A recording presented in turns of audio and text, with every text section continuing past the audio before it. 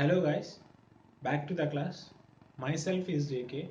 Today we are going to discuss about valve and port timing diagrams regarding to IC engines in two-stroke and as well as four-stroke engines. So what is the need of these valve and port timing diagrams? So with the help of these valve and port timing diagrams, we are going to know the what is the sequence of operation in inlet and outlet valve. So generally it is the graphical representation of exact movements in the sequence of operation of two valves, that means inlet and outlet valves opening and as well as the closing, and finally at that time we are going to learn the how the timing of the fuel burning or fuel adding to the engine cylinder. These concepts we are going to learn with the help of valve and port timing diagrams. It is generally expressed in the angular position of the crankshaft. So let's start with the valve and port timing diagram. So if you find out here, in case of four strokes, what we are using the supply the fuel and as well as exit the waste gases, they are called valves. In case of two-stroke engine, they are called as ports. So today we are going to discuss about both four-stroke engine and as well as the two-stroke engine valve and port timing diagrams. So let's start with the four-stroke engine.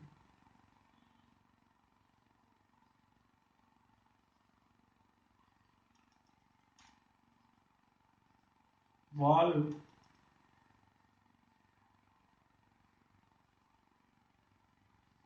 theoretical diagram.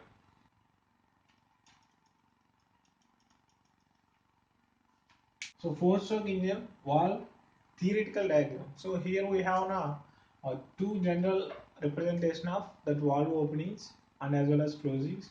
One is the theoretical point of view. In case of practically, what we are discussed in theoretical, it is in an advanced condition. We are going to discuss about that in the next class. First of all, see the theoretical diagram for four-stroke engine. So if you find out, we are already defined. It is expressed in the form of angular position of the crankshaft. So let us consider.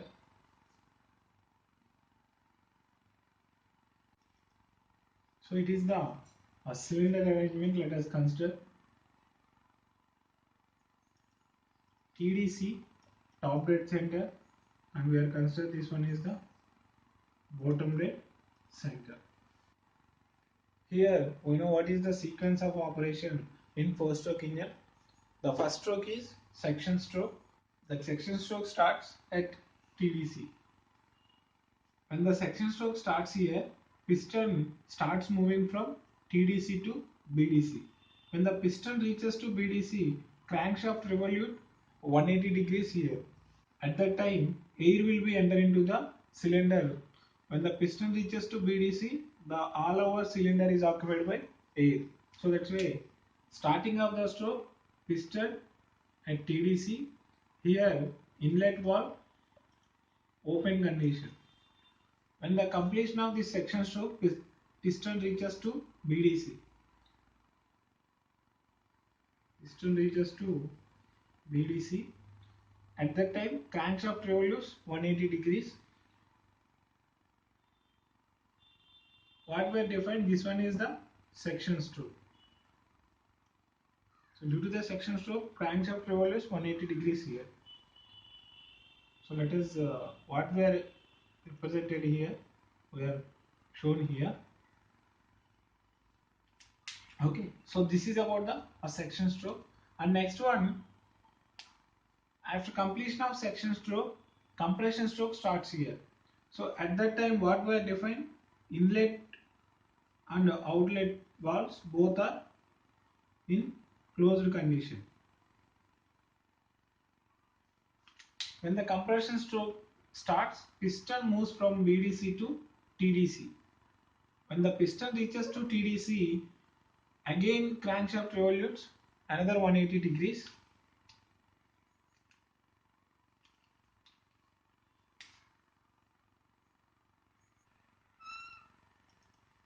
So let us is the BDC. Compression stroke starts at BDC and end at TDC. So this is the compression stroke. Okay, and next, after completion of compression stroke, power or maybe expansion stroke starts here. When the power or maybe expansion stroke starts here, what happens? Again piston starts from TDC and it reaches to BDC. At this condition also, both inlet and outlet valves are closed position. Here closed. Okay. So from this point to TDC to piston reaches to BDC. When piston reaches to BDC, again crankshaft revolves another 180 degrees here. So this one is the power stroke. Okay. After completion of power stroke, next stroke, that is the exhaust stroke. At the time of exhaust stroke, it starts at BDC because before the exhaust stroke, power or expansion stroke completed here, it ends at BDC condition. So when the exhaust stroke starts, automatically outlet valve is open, inlet valve is closed condition. So in this position, outlet valve opening starts here. After completion of exhaust stroke, piston moves to BDC to TDC. Here piston starts rotation and it reaches to TDC. When the piston reaches to TDC, what happens here? Outlet valve is closed and inlet valve open here. So this is the exhaust stroke. So if you find out here, every 180 degrees, that means we are already discussed in a 4-stroke engine, crankshaft revolves complete 2 revolutions.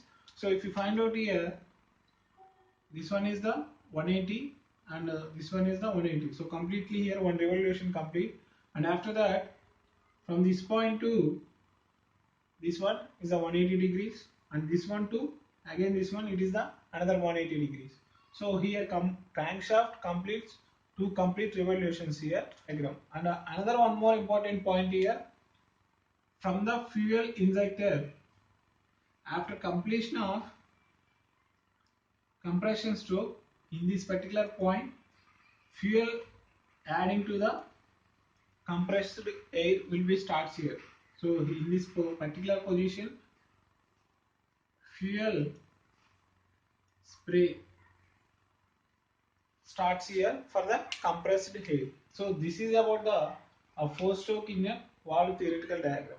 And next we are going to discuss about a 2-stroke engine port timing diagram. So let's see that one. So in case of 2-stroke engine, the fuel injector is replaced by spark plug. Okay, let's see what is the operation, that means what is the sequence of operation in a 2-stroke engine. We know in the first stroke of the engine, section and compression happen, and after that, after another stroke, power and exhaust strokes will be generated here. So again I am consider the, so this one is the top dead center of the cylinder. Let's start with the power or expansion stroke. Why? Because we are already discussed 1 revolution of crankshaft complete the 4 working processes. So that's why it's better to start with the expansion of the stroke. So we know the expansion of the engine starts at TDC condition. From the TDC, due to the power or expansion, piston moves to TDC. So that's why it revolutes 120 degrees of the crankshaft. So in this particular point, a piston reaches to BDC. This one is the expansion stroke. So this is the expansion stroke. Okay, what we have discussed, after completion of expansion, exhaust and as well as section, both strokes are generated here. So let's see. After completion of expansion, what we know? Exhaust stroke will be happen, and at a time section stroke will be